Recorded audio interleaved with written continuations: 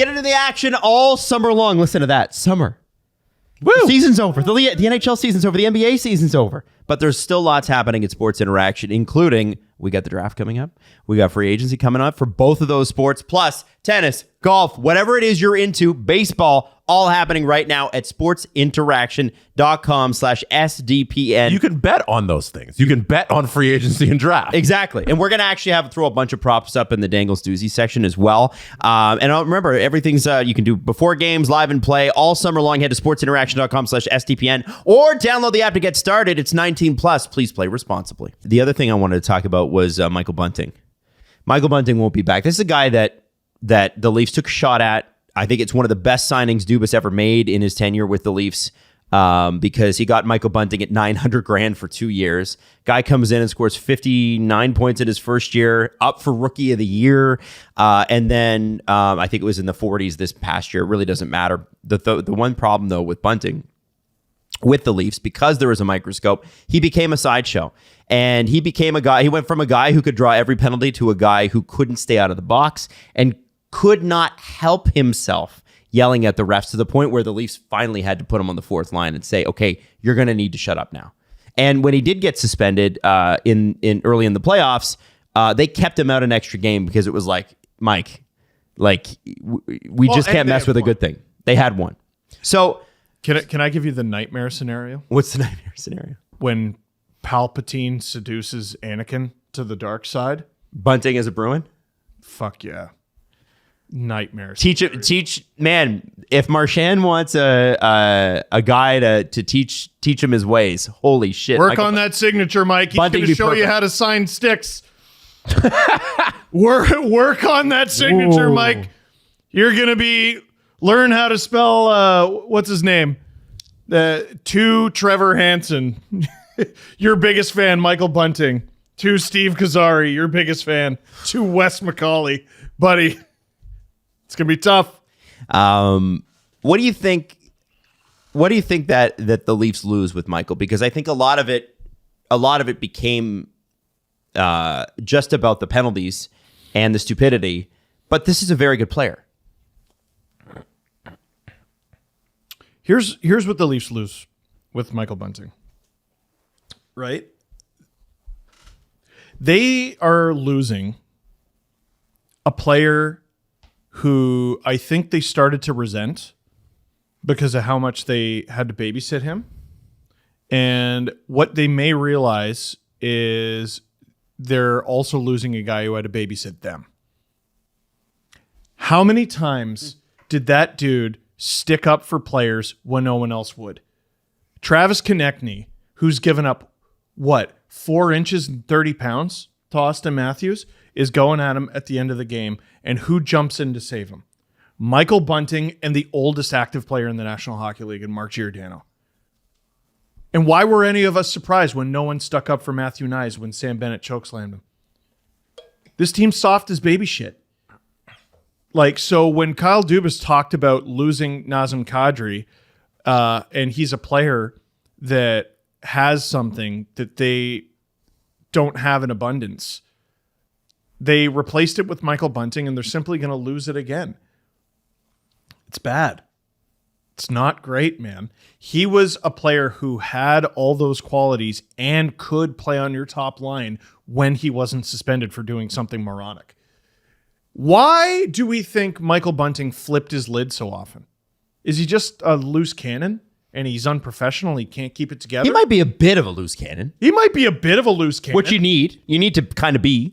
Or somebody's got to be. What if he absorbed so much attention because he was the only guy on your baby shit, deeply baby shit team willing to say fuck you to anybody?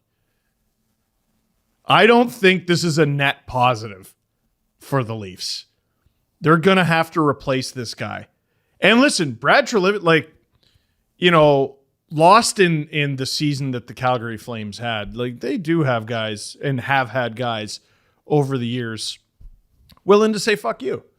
This guy. Oh yeah. I think his first trade as Flames GM was to acquire Brandon Bollig.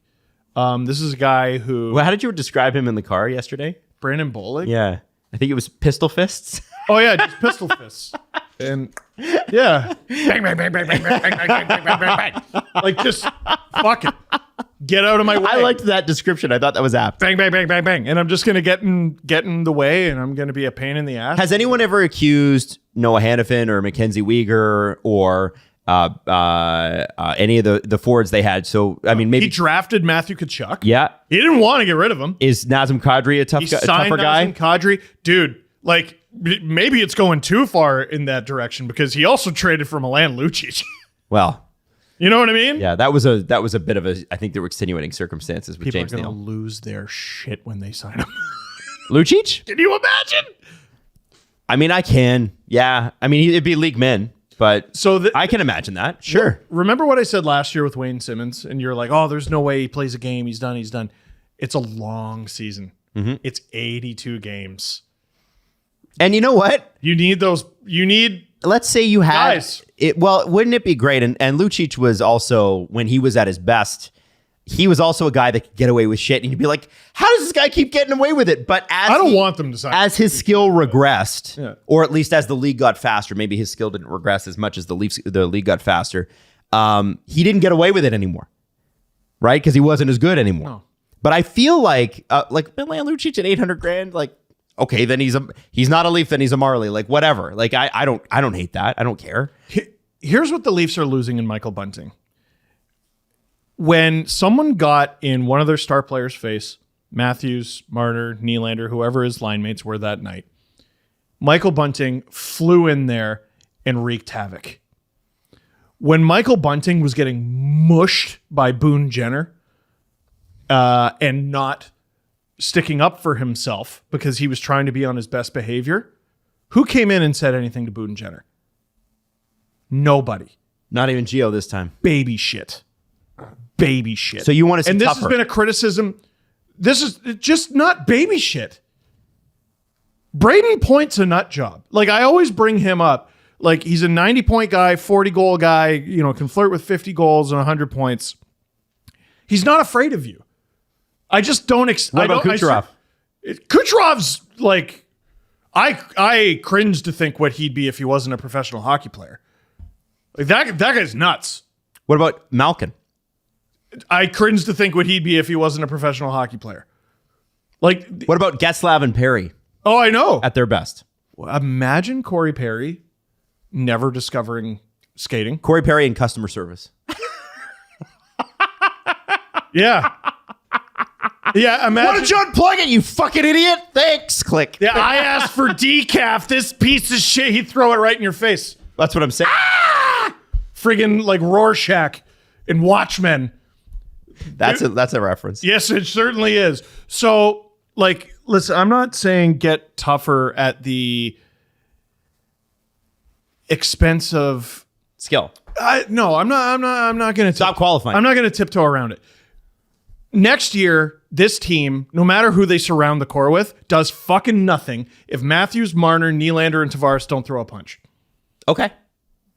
Throw a Jesse, punch. do you agree with that? I feel like we had this conversation a million times. But do you agree with it? Bergeron will throw a punch. Pasternak will throw a punch. We know Marchand will throw a punch. Look at Vegas. Every one of those guys. This is why I think they get Look at one more Florida. year. Because I think there are still true believers within that organization. And I think next year, we'll know. We already do know, but we'll know with a new general manager. And here's the thing about next year that's important. Marner's got a year left. Tavares has got a year left. And the Tavares piece for me is interesting because that then becomes a movable deal. Because the cap is high, but the money owed is actually very low. It And all, I think it all comes that's down when to you what can- he wants. It does come down to that. Like it's got it. Yeah, the money. But I think if the team looks at him and goes, John, we really do want to move on, most players will waive. he doesn't have to. Oh, come on. He's got a don't use the argument of like, well, players have never waived a no trade clause in their life before. No, and no. then flip it back on me when I say that to you. Right, but it's not. You a know plan. they could get him. It's not a plan. We're just gonna grind this guy until he's got a young family. He grew up here. He wants to be here. I get that. And I love that. But I think at that kind of money, I think it's too much. It's possible, but it ain't a plan.